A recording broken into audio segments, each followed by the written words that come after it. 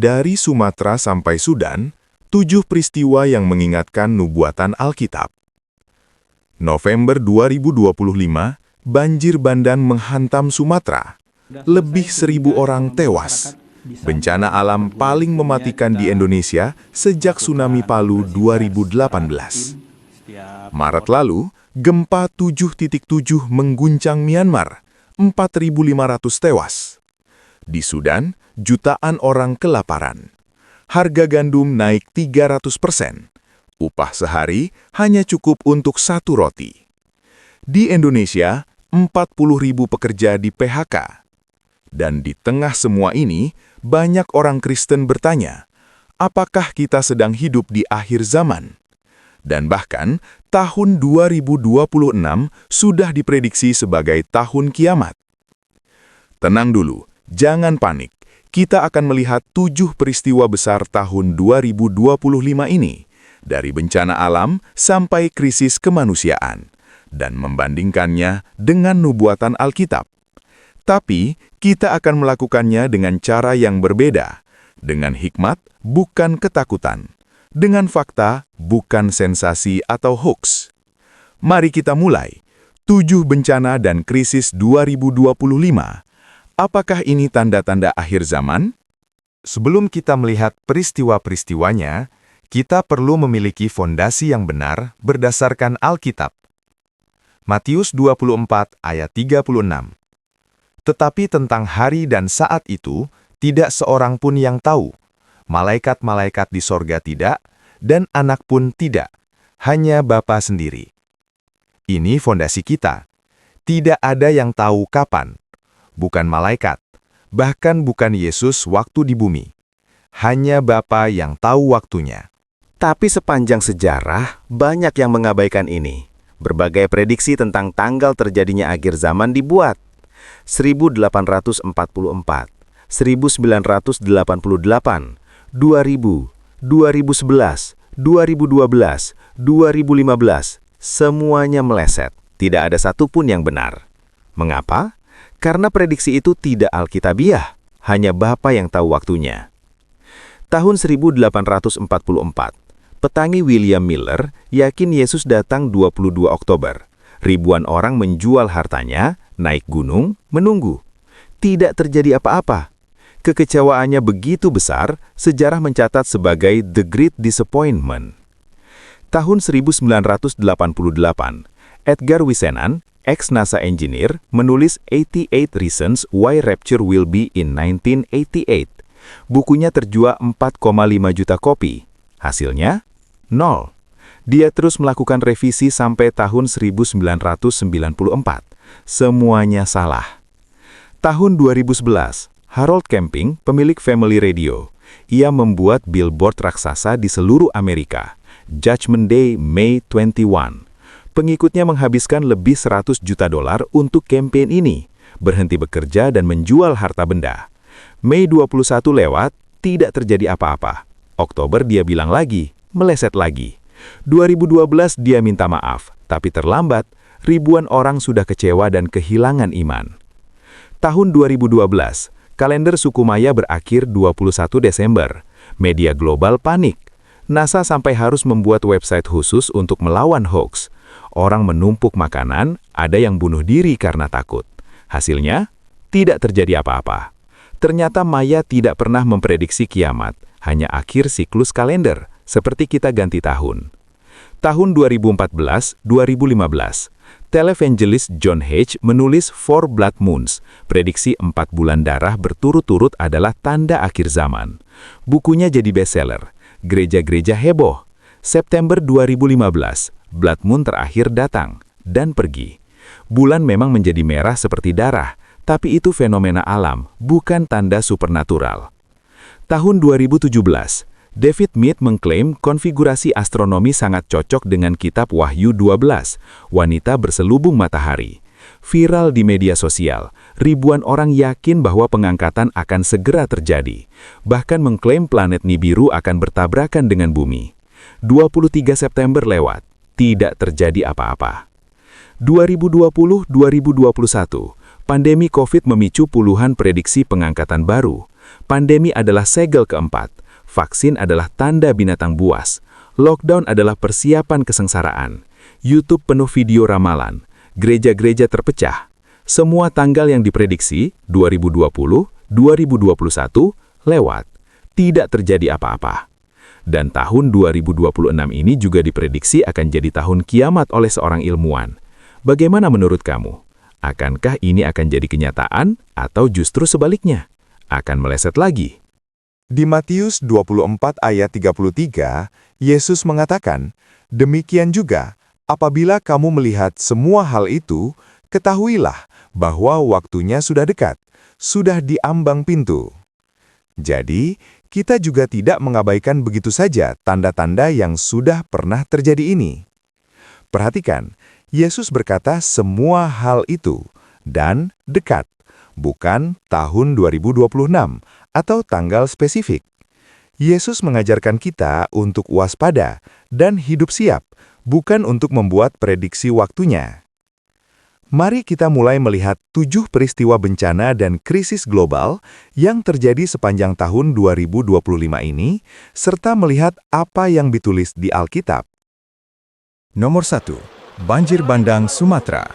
Akhir November 2025, Aceh, Sumatera Utara, Sumatera Barat. Lebih 1.000 orang tewas, ratusan hilang, jutaan mengungsi. Jembatan, rumah, mobil rusak dan hancur.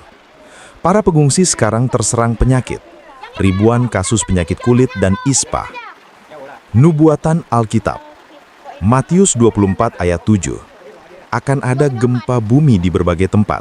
Ini barulah permulaan penderitaan. Lukas 21 ayat 11. Dan akan terjadi gempa bumi yang dahsyat, dan di berbagai tempat akan ada penyakit sampar dan bahaya kelaparan. Yesus menubuatkan bencana alam dan wabah penyakit yang menyertainya.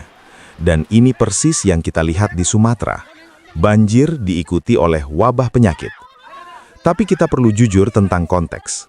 BMKG dan ahli lingkungan menunjukkan deforestasi masif, pembukaan lahan ilegal dan perubahan iklim memperparah bencana ini. Nomor 2. Potensi Megatrust Indonesia.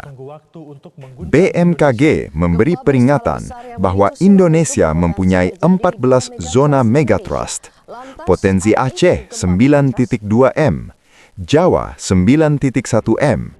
Ini lebih kuat dari tsunami 2004. Potensi megatrust ini sudah terakumulasi selama lebih 200 tahun dan hanya menunggu waktunya. Ini berarti bisa besok, tahun depan, atau 50 tahun lagi. Kita tidak tahu. Nubuatan Alkitab. Wahyu 6 ayat 12 dan Wahyu 16 ayat 18. Gempa dahsyat yang belum pernah terjadi sejak manusia ada.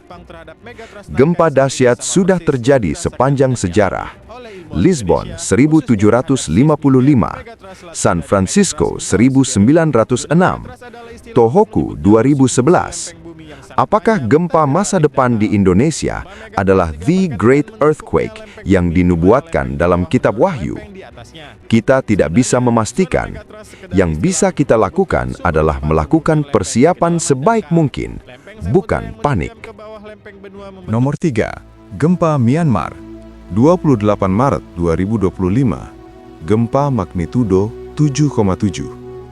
4.500 tewas. Tapi bukan cuma gempa. Kebakaran meletus di mana-mana. Listrik putus, rumah terbakar. Gumpalan asap hitam tebal naik ke langit selama berhari-hari. Lebih 30.000 rumah hancur. Nubuatan Alkitab. Yoel 2 ayat 30-31.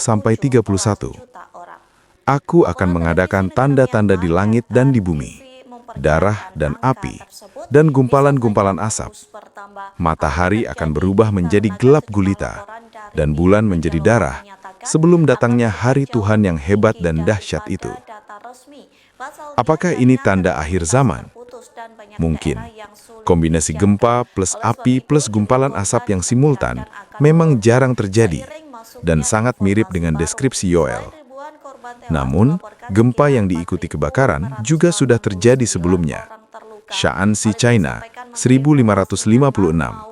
San Francisco 1906, Tokyo 1923, Haiti 2010. Yang membuat Myanmar signifikan adalah timingnya, terjadi bersamaan dengan berbagai krisis global lainnya, dan di negara yang sudah hancur karena perang sipil. Nomor 4. Kelaparan Sudan. April 2025, perang sipil tahun ketiga di Sudan. 150.000 tewas, 10 juta mengungsi. Di ibu kota Khartoum, harga gandum naik 300%. Satu roti sama dengan upah sehari. 25 juta orang bergantung pada bantuan. Muncul video viral, warga makan rumput untuk bertahan hidup. Nubuatan Alkitab. Wahyu 6 ayat 5-6. Kuda hitam dengan timbangan. Secupak gandum seharga 1 dinar. Upah sehari hanya untuk makanan minimum. Apakah ini tanda akhir zaman? Mungkin. Deskripsi upah sehari sama dengan 1 makanan sangat sesuai dengan kondisi Sudan saat ini. Namun kelaparan massal juga terjadi berkali-kali sepanjang sejarah. Kelaparan Irlandia 1840, 1 juta tewas. Holodomor genosida Ukraina 1930, 3-5 juta. Kelaparan Tiongkok 1959 sampai 1961, 15-45 juta tewas. Yang membuat ini signifikan adalah kombinasinya dengan krisis global lainnya di tahun yang sama. 5. Krisis ekonomi global dan PHK massal. 2025, di Indonesia, 40.000 orang di PHK. Sritex bangkrut, 10.600 karyawan PHK. Yamaha Music tutup, 1.100 pekerja menganggur. Di Amerika, Amazon 30.000, Panasonic 10.000. Daya beli lesu, muncul fenomena masyarakat makan tabungan. Nubuatan Alkitab, Wahyu 6 ayat 5-6. Kuda hitam, krisis ekonomi. Yakobus 5 ayat 1-3. Jadi sekarang, menangislah dan merataplah. Kekayaanmu sudah busuk, emas dan perakmu sudah berkarat. Apakah ini tanda akhir zaman? Bisa jadi. Ketidakstabilan ekonomi global yang terkoordinasi, tarif, inflasi, resesi yang mengancam memang mengingatkan pada peringatan Yakobus tentang kekayaan yang tidak kekal. Namun, krisis ekonomi adalah suatu siklus sepanjang sejarah. The Great Depression 1929, Krisis Asia 1997, Global Resesi 2008. Yang membuat 2025 menjadi perhatian adalah skala globalnya dan bagaimana berbagai faktor, perang, iklim, pandemi, terjadi secara berturut-turut dan bahkan bersamaan. 6. Wabah penyakit dan antimikrobial resistance. WHO memberi peringatan masalah antimikrobial resistance atau AMR, bakteri yang mulai kebal terhadap antibiotik.